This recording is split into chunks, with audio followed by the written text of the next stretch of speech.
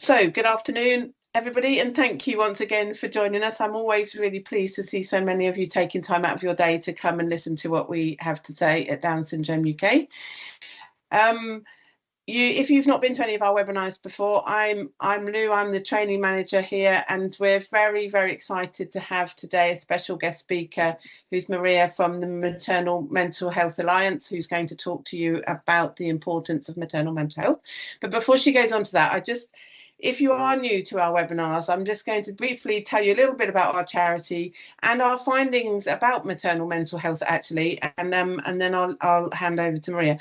So Down Syndrome UK, we have a healthcare arm called Positive About Down Syndrome, PADS, which I'm sure you know about. We work very closely with many maternity professionals as well as health visitors, and we've had various studies published, and Nicola and I are both part of the National Down Syndrome Policy Group, which is helping form hopefully the guidance for the Down Syndrome Act, which was in England passed in 2022. So one of our roles is, well, I think our major role is that we champion the lived experience. So by sharing our lived experiences of our members, women and families who've had babies with Down syndrome, we're empowering the parents and the caregivers. We're educating professionals like you. Like I've said, we are trying to make changes, at the policy level. And one of our aims is also to enlighten the public of what life with Down syndrome is like. We provide a lot of services to our families, but also to professionals. And in terms of supporting our families, I feel like we're filling those gaps that weren't previously there. We've been running nearly 9 years, and it turns out there were lots of gaps when it came to supporting families.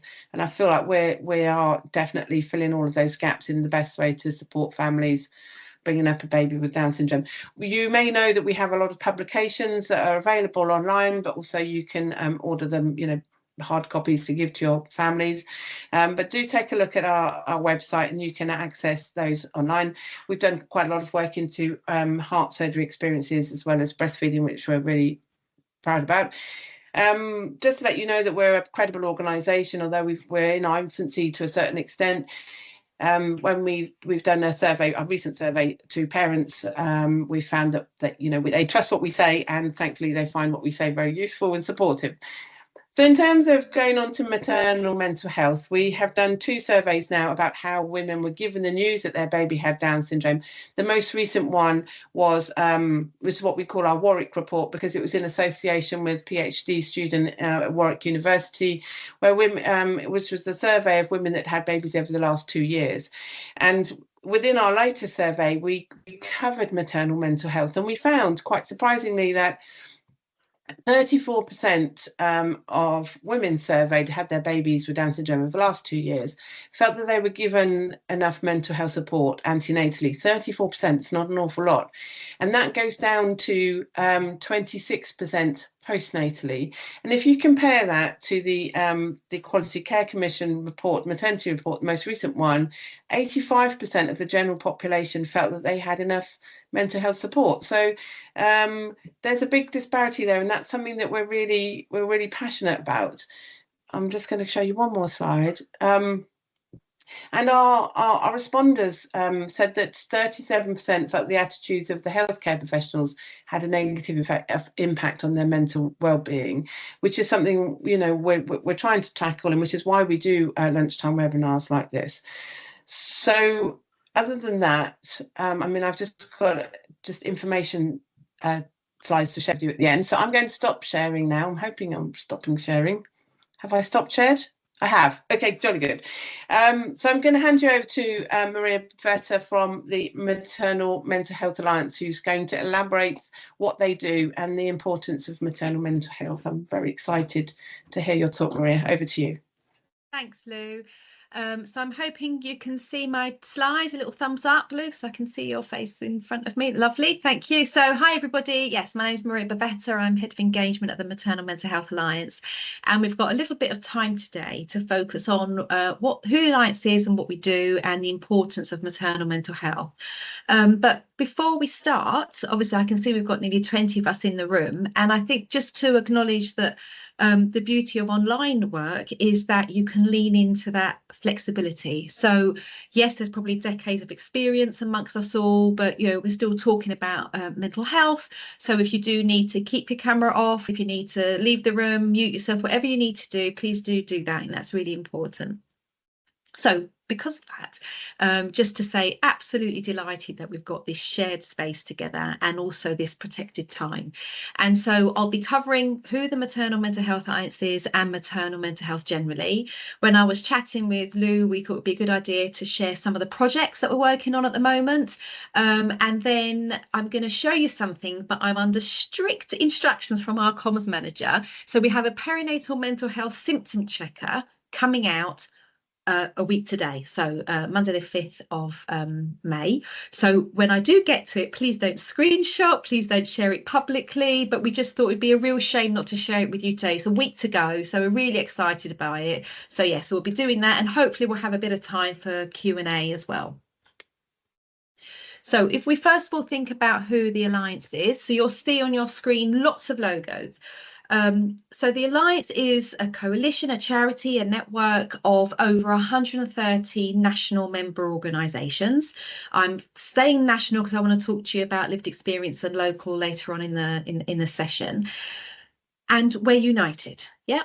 Now, we're united because of our differences and because of one thing in particular is the maternal mental health of women and families. So we have member organisations that focus on certain members of the family, baby, child, mum, dad, parent, kinship carer. We have organisations that focus on specific healthcare professionals like health visitors, midwives, psychiatrists. We also have organisations that focus on specific maternal mental health problems. So that might be eating disorders, it might be OCD, it might be postpartum psychosis.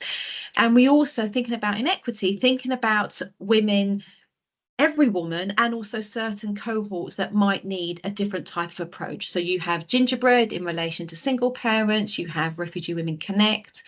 And I suppose I'm speaking in a present tense because we're working really hard to be as diverse as possible. So we haven't finished yet. Yeah, there'll be voices we haven't quite got at the table, but we're working on it. So if you do know anyone who you think would be really great to have there from an organisation perspective, do let me know.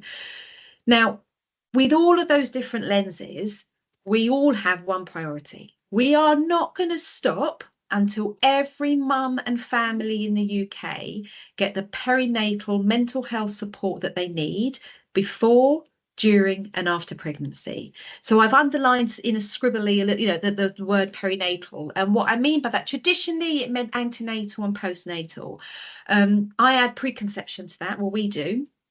Because if we think about someone who may have an existing mental health problem, if they're going to be considering starting a family, they're going to need support at that preconception stage. Or it could be a mum who's had a baby, then become ill in that maternal mental health space, and then for however long after, wants to grow their family. So then they need to have preconception care again. So really thinking that through so we know from the beginning right through to postnatal.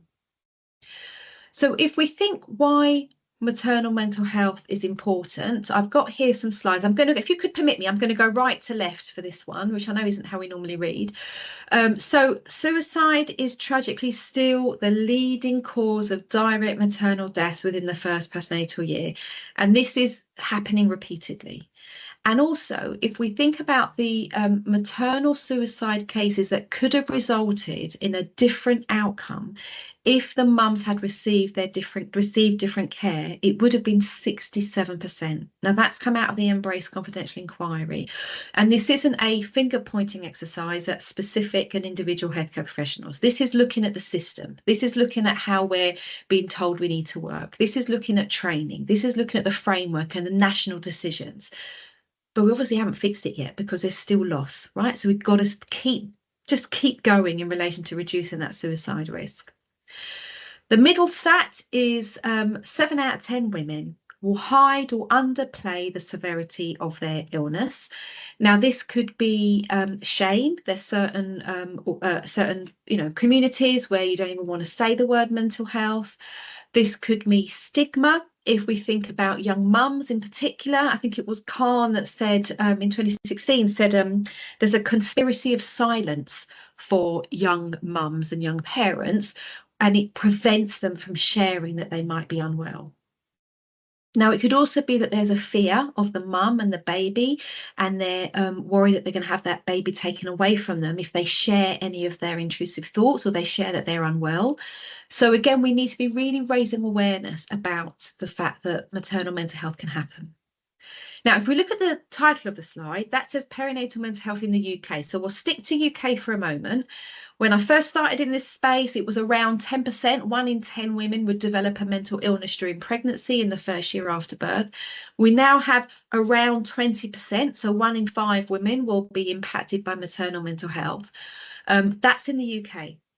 But interestingly, in England, there's been some recent stats that have come out, and it's now 1 in 4 in England. Now, it could be the same across the UK, but I just haven't got the stats, right? So I don't want to say it and it's not accurate.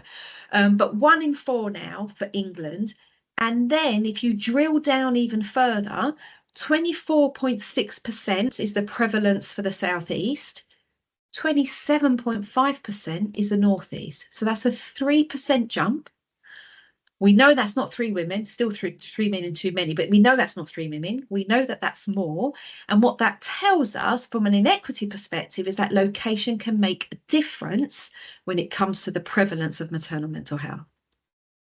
So, and my next slide is a video. I tested it yesterday, I used it last week, and it worked fine. But actually, I just tested it with Lou and the lovely Tracy from Pads, and there was an echo. So I'm going to put it on. If you can hear an echo, please put the volume down because there are subtitles, so you'll be able to read the subtitles. Otherwise, please do listen to the slide. So I'm going to just make sure I've got my toggle for sound. Fingers crossed. Fingers crossed. Yeah. Okay. Good luck, everyone. I think because everyone's sort of so geared up when you sort of have a baby, don't they? So, oh, it's amazing, you know, I bet you're loving it. And because of that, sort of there's no openings in conversations for you to say, actually, no, I'm not finding it enjoyable. I'm sort of really struggling with it. I didn't know it was normal to feel like this. There was no one like me prior saying this is what you will feel. One morning I woke up and didn't recognise my son. That was the day that the home treatment team had to come out and assess that I needed to go into hospital. I was really happy to have 2 healthy, gorgeous little boys, but it still didn't change the fact that I had a severe mental illness. After I had the birth of my first child, my son, something didn't feel right. I didn't have that instant bond. I was getting really anxious, irritable, had suicidal thoughts. It's got to a stage where I was sort of going to bed thinking, I don't want to wake up tomorrow, and then waking up in the morning thinking, I don't want to have to live through another day.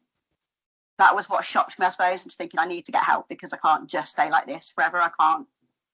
Back then, they didn't have like specialist perinatal mental health services locally. I went to my GP. I got prescribed antidepressant medication. The doctor could see in my eyes that something wasn't right. And then the doctor sort of signposted me to some groups. But she saw it. She recognised. She saw something in me. I'll never forget that. I would say for someone who is struggling, find your person you feel comfortable with to share. I wanted to go up onto rooftops and scream. I know what's wrong with me. I have a parity now. Once you've got that support and you've accessed it, you're halfway there. It's okay to not be okay. Getting the right support at the right time makes such a difference to your experience.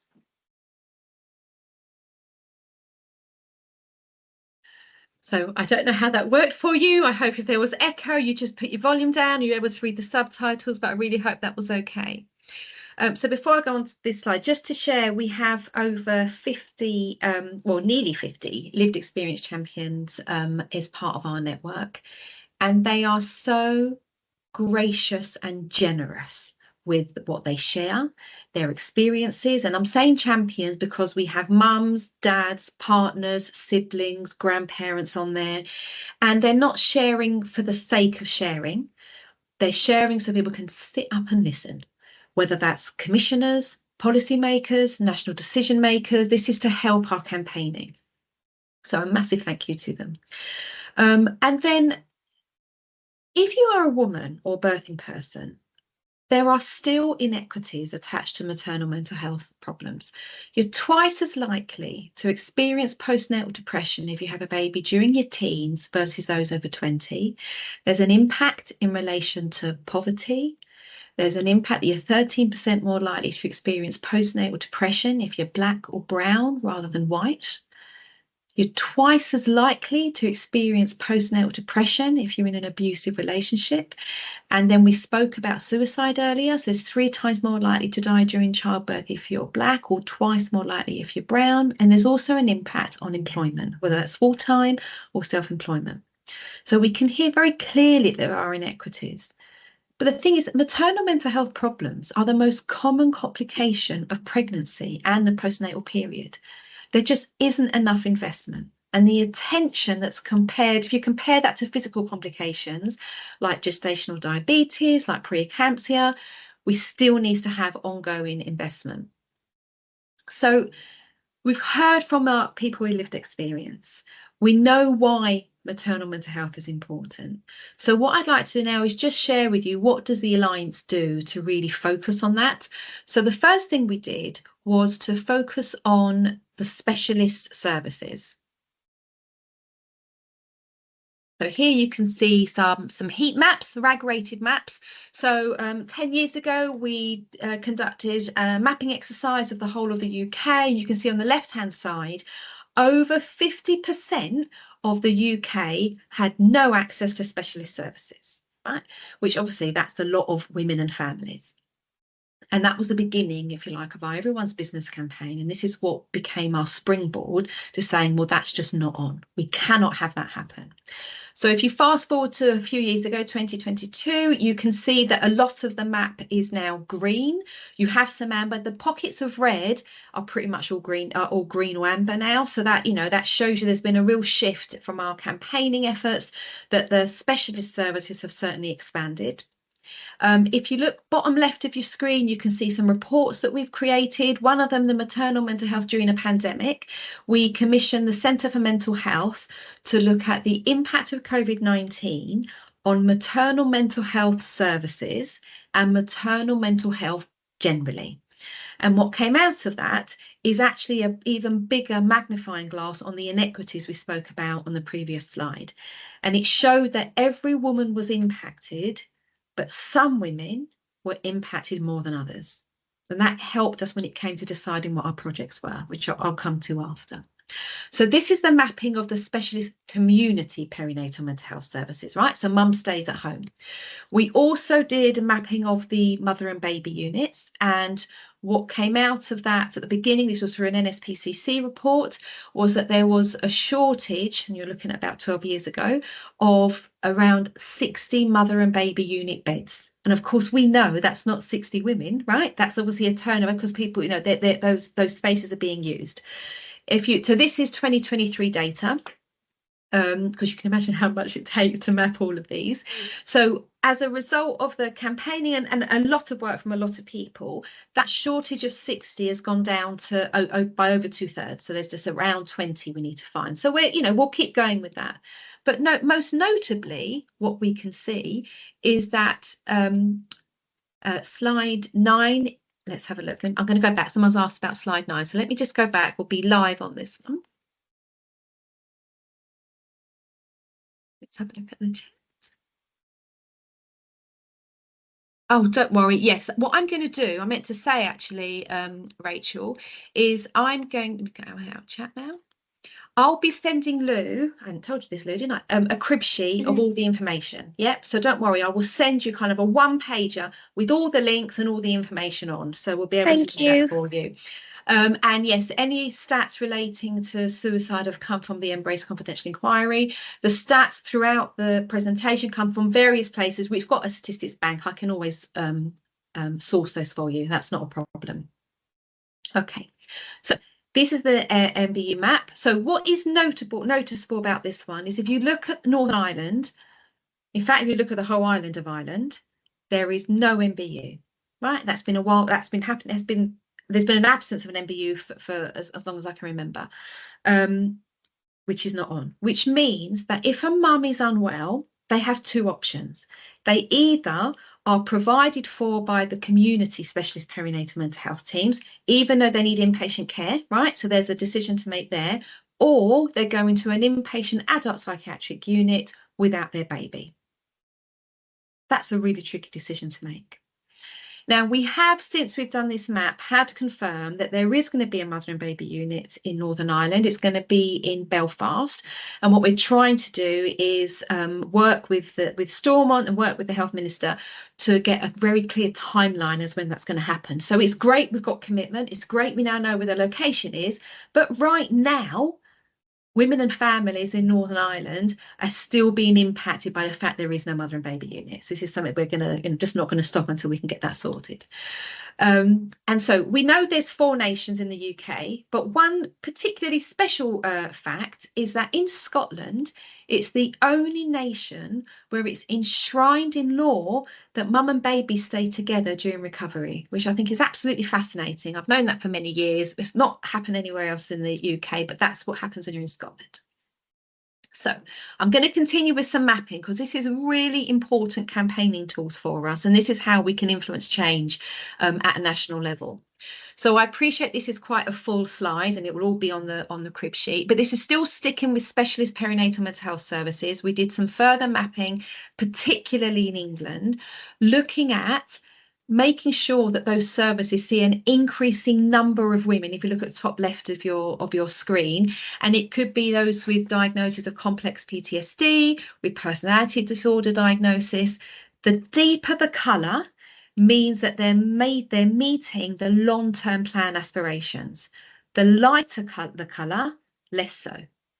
And if we look at top right, it's looking at providing the psychological therapies, and that could be for parent-infant, that could be for couple, it could be co-parenting, it could be family interventions. Bottom left, now when I spoke a few slides ago about the perinatal period, typically that was until 12 months postnatal. Now in England, the aspiration is that's 24 months postnatal, which is really important because if you imagine the 7 out of 10 women hide or underplay the severity of their illness, they might not actually pop up into the system till right at the end of their 12-month postnatal. So we need to be able to support them.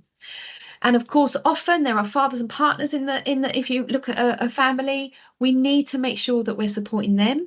So they need to have assessments for their mental health and be signposted correctly. Now, if we think about the specialist perinatal mental health services, yes, they have to be in place, but they have a threshold, right? So this is for women who are at the acute end of the spectrum and need complex interventions, you know, and that loss of life is very real. But that doesn't provide for every woman. So we then have the Make All Care Count campaign, and we're looking at how we can literally make all care count. We want mental health to be, and mental health checks to be as standard as a blood pressure check.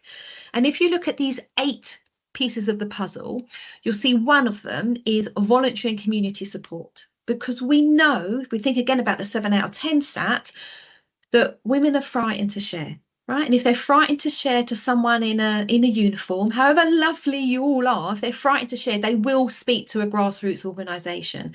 So we really know how integral it is from a voluntary and community sector, and then you'll see all the other services. Right, these are the last 2 are my last 2 mapping, and then we'll come out of that space. But like I said, it's really important. Now, we also conducted some mapping with the British Psychological Society, one of our national member organisations, and they have a faculty specifically on perinatal psychology. Now, this data is from last year across England, and we're looking at how well maternal mental health services have been delivered across the 46 services across England. We had data for 41 of them. There was variation in the care pathways. Now, the particular maternal mental health services is looking at baby loss. It's looking at birth trauma. It's focusing on tocophobia, a very marked fear and phobia of delivery, and also supporting custody loss. And there was such a wide variation in the referral criteria, in the waiting times from assessment from 0 to 26 weeks, and the waiting times for treatment 0 to 52 weeks. And so if we just dig a little bit deeper, what you'll see on your slide is where all the pathways by location. So for example, top right of your slide, Somerset provides all of those services, which is great. But then you'll have other areas that will have white circles, which indicate there are no services. So if we think about, in particular, maternal mental health services, look, it's not rocket science. This is what came out of our reporting. These are our recommendations. There's got to be a commitment to maternal mental health services at that national and local level. And if we look at 2 and 3 together, we think about the inequity. They've got to meet the levels of need, but they've got to be inclusive for all. And of course, we need data. We've got to measure progress. We've got to know what the gaps are. We need to have quality standards for maternal mental health services as we do for specialist perinatal mental health care. And there's got to be education and training. Okay. Last of the mapping. I'm going to play another video. Again, we tried it and there was some echo. So if you need to put your volume down and see, or actually this one hasn't got subtitles. So let's just see how we go with this one. Otherwise, I'll maybe someone in the chat can let me know if there's an echo. But for me, it's also very personal. In 2021, I lost one of my best and most brilliant friends, Sophie, to suicide. She left behind her wonderful husband and 3 little girls, aged 6, 3 and just 10 weeks at the time. Her death was an awful shock to us all, and I'll never forget the moment I received them. Okay, thank you for telling me there's an echo. Yeah, Rachel, bless you. Do you know, we have tried every single permutation. So, yeah, okay. So what I'm going to do, this was an MP from Aylesbury. Yeah, bless you. I've tried that as well. I tell you, we have tried everything, but I love how solution focused you all are. I didn't get an echo, which is good for me, but I'm the only one. I think. It's not fair. But what I'll do, I'll just include in the crib sheet, I'll include the links to both videos, so that's absolutely fine. But just to share with you, it was Laura Kirk-Smith, who was an MP from Aylesbury, and she sadly lost her best friend to perinatal suicide, and she held a debate in Westminster Hall. So there was a big parliamentary focus on this. We supported her through it and we had lots of media attention. And what this does is raise awareness for everyone, you know, in the general population. It's really important that people can understand that there is a risk. It's important that you ask people who, you know, how they are. And I appreciate I'm preaching to the converted, but it was just to demonstrate that those suicide rates are not historic. They're happening now. And so, yeah, so that's what that would have covered. So what we've done, we've heard from people with lived experience.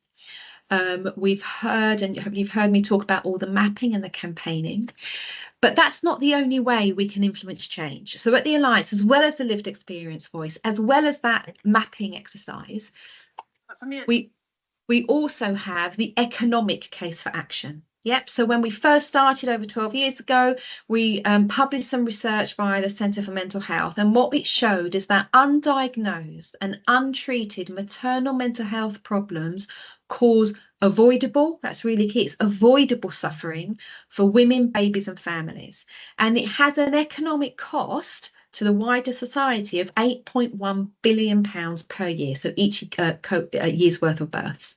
So that was 2014. Fast forward, you've seen from our mapping, there's been investment in that is working. We've got to make sure it's sustainable, which is another level of campaigning, but you know, at least we've done an injection of support. But of course, like I've explained, there are still gaps in the wider system. So women with common maternal mental health problems that are not at the acute end of the spectrum, they can't access evidence-based treatment when they need it and where they need it. And one of the ways that the Alliance is trying to demonstrate how important that is, we commissioned a report called A Sound Investment, again, Centre for Mental Health. And what came out of that is that the most logical and economical next step is you have an integrated model of care, right? So within maternity services, you integrate mental health provision. Now that has a net financial benefit to society and the NHS of £490 million over 10 years. So look, I can stand here until I'm blue in the face and talk about morally the impact it has on lived experience and experiences generally of women and families, but actually to influence change, we need the hearts and minds approach. And this is where this comes, that economic case for action and those mapping, that's where that comes from. So if we kind of capture all of that data, we do have some very clear next steps. They are protecting existing community and inpatient specialist perinatal mental health services. Yes, there's an injection, but actually we need to make sure that's sustainable and it's maintained. We need to embed mental health support in routine maternity care. A bit like I said before, we want maternal mental health checkups to be as typical as a blood pressure check. We need to expand the community support for maternal mental health. We know from grassroots organisations that women, have an issue with trust and they will share a lot more. We need to make sure that's completely expanded. And we need to improve education for professionals and awareness for the public. I always remember one of our lived experience champions said, but I didn't know that there was an issue of maternal mental health. I didn't know. Well, why didn't that mum know? We know that, like we said, we know from physical complications are really common. We know to check our ankles, right, if they're swelling. We know to check the amount of times that a baby will move in our tummy. Why don't we know that mentally our brain can change as well as our body? So that hopefully gives you a bit of a summary of the Alliance and maternal mental health generally and why we feel it's really important. So what I want to do now is just move to just giving you a flavour of some of the projects that we deliver. So the first one is Amplify Maternal Voices. I'm not sure if you've heard of it. We work with our Mental Health Foundation national member. Now, this is a resource for individuals and groups across the UK who want to influence decision makers in their local area. Right, so really want to make the change in that locality, so very much bottom up, but also thinking about inequity, thinking about it being a platform to amplify seldom heard voices. So what we did is create a toolkit, but we didn't just sit in our offices, in our houses and just kind of create it.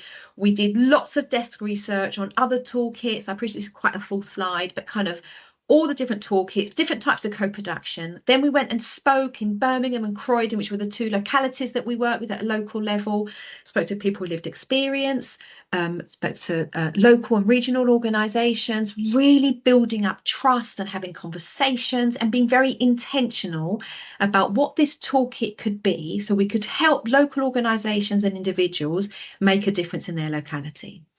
So then we developed and tested. You can see a bit of a manufacturing space going on there. We developed, we tested, we retested, we did sense checking, we held workshops, we learned from that, we evaluated, and ultimately ended up with an Amplifying Maternal Voices toolkit. And it's available on every single device you can possibly think of. And it's been created in a way so you have can support any learning style. So you can read information, you can listen to podcasts, you can watch videos, and there are 4 sections. You've got Breaking Barriers, which is focused in twofold. One is the breaking barriers for women and families to access services, but also breaking barriers on local involvement. We've got demonstrating impact. So what impact does that local organisation have when it supports women and families? We know the funding landscape is a blooming nightmare. So we need to support local organisations to demonstrate their impacts. It will help with funding.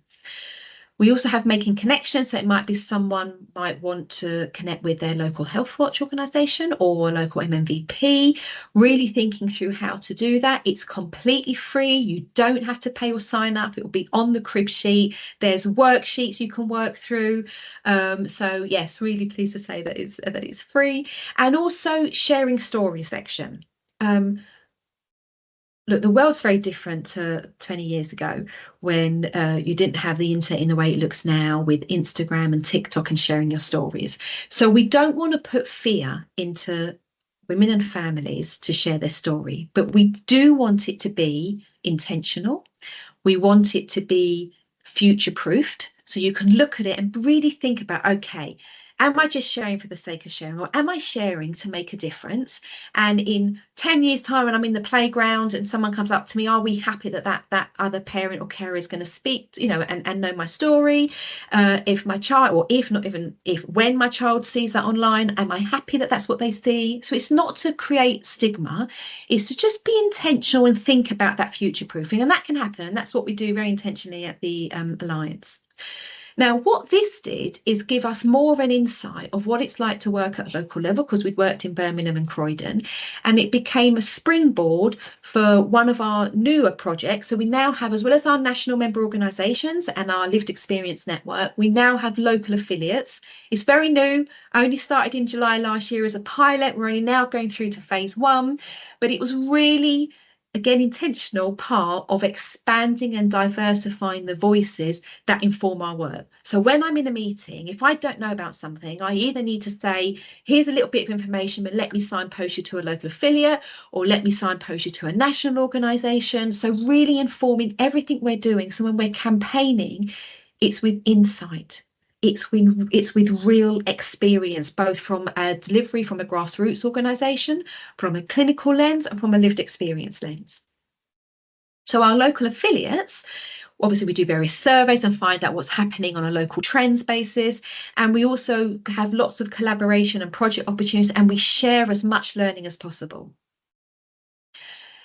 We've worked with the Mental Health Foundation. Now, they got some money from the DHSC Suicide Prevention Grant, and it's with that lens that we supported them to create resources specifically for young mums. Yes, we think about young mums, we think about the suicide stat. Actually, 2018 to 2020, there was an increase in teenage maternal suicides. So we need to think about what can we do from a suicide prevention perspective to help our young mums. We know they're twice as likely to get postnatal depression. And the role of peer support, because actually having someone who looks like you, who's gone through something and has recovered, has a very powerful message of hope. So we supported the Mental Health Foundation in creating guidance specifically for voluntary community sector organisations, and really supporting them to understand the needs of young mums, service providers, learning from the voluntary community sector organisations, because I appreciate there can be an inbuilt infrastructure of inertia for service providers just because of the system, but of course voluntary organisations are very agile, so what can we learn from that? And then the last two organisations audiences are, we've got to make sure that young mums are supported from a commissioning perspective and also from a policy making perspective. So the last project I just wanted to share is thinking about equity. We worked with Her Circle, you might know them as Reform, they've changed their name. And we did a deep dive with 3 women who, as a result of the support they have from Her Circle, because they were at risk of experiencing child removal, but it was specifically due to drug and alcohol use. Now, this particular group is deeply stigmatised and underrepresented in the perinatal sector. So we spoke to them about the level of stigma that they receive, the need for improved support, and the lack of research in this area. And we've got to make sure we keep these women's voices at the centre of the conversations. So I've highlighted, it's the vital importance of hope. I can't underestimate how important that is, because we know, don't we, that perinatal mental health problems can be treated. And we know that getting help as early as possible is the best thing for mums and babies and families. And there's so many options now for routes to recovery. You've got online, on the phone, in person, the formal specialist care. It could be talking therapies, it could be medication, it could be inpatient care, it could be a blend of all of them. But the point is, there are routes to recovery, and we want to create a story of hope for new parents, right? We know how valuable that is. So there are 2 things I wanted to share with you. One is we are now working with a reading agency, and they have reading well schemes. It could be reading well for dementia, reading well for young people, and they've got a new reading well scheme for parents and infant mental health, specifically from conception to age 2. Now, I didn't know what this was until it was told to me that it used to be called Books on Prescription, and then I went, Oh, I remember Books on Prescription. So it's quite simply, it's a program to help people understand and manage their own health and well-being. It uses books endorsed by health professionals and people living with who have got lived experience, and they're able to borrow these books from libraries and across England and Wales. But that's not the only thing. As well as this list of books that healthcare professionals can be very confident that it's come from a robust system. I mean, it was incredible how the reading agency really reduced down these books so that it was like something like 200 went down to around 20. There's also online resources, again, podcasts, videos, websites, and the Alliance was the co-production partner. So we involved our lived experience champions. They helped with the structure of the list, the use of the language, the design of the supporting materials, reviewed the shortlisted books, and the launch is next month. So Lou, I'll be sharing with you as a member organisation when it's happening, and that'd be something as a resource that you can share with with all your contacts that you have, so we can really help people to understand there are resources out there. Read, listen, watch, whatever it is. That's really important, I think, as a resource, and it instills hope. The final thing is this really secret thing I'm going to share with you, so please don't screen share, don't share it, but this time next week it will be launched. We're launching a perinatal mental health symptom checker, first of its kind, and it's a new resource to help new and expectant parents and those around them, right, to spot the signs of common perinatal mental illnesses, whether that's depression or anxiety, but also the lesser known and less common conditions like OCD, postpartum psychosis, and eating disorders. And hopefully you've heard from what I've said this afternoon that we do that not in isolation. We've worked with women with lived experience, we've worked with clinicians across the pathway, and also a trauma and cultural sensitivity expert to really think about how we've pitched it to make it as accessible as possible. Now, the symptom checker is going to be available to download on a new section of our website. So we're really excited. This is also being launched on Monday next week. It includes information, videos, support, and signposting for new and expectant parents and their loved ones. And this came as a result of funding that we did end of last year. And it's a campaign that we ran to fund the creation of a parent-facing information portal. So it's our information centre. And I appreciate we're running out of time, Lou, I'll wrap up. It's an information centre. At the moment, these are our first 9 topics that we're covering. And again, we've created it, not in isolation, with lots of other people. I won't read it, but it's there. That's what we're going to be launching on Monday. I know it's a bank holiday on Monday, so I appreciate that. But anything you are doing to support Maternal Mental Health Awareness Week, now that's actually led by our member organisation, Perinatal Mental Health Partnership. So they run that, coordinate, and doing that for years. But we're launching it on Monday. So anything you can do to spread the word would be absolutely marvellous, because we know that what comes, for people to understand what they need to do, there needs to be an awareness. But yeah, really pleased with this symptom checker. If we've got time for Q&A, that's great, and there's our contact details. But what I'll do, like I said, I'll put it all on a crib sheet that you can share around, Lou. Right, let me stop sharing. Thank you.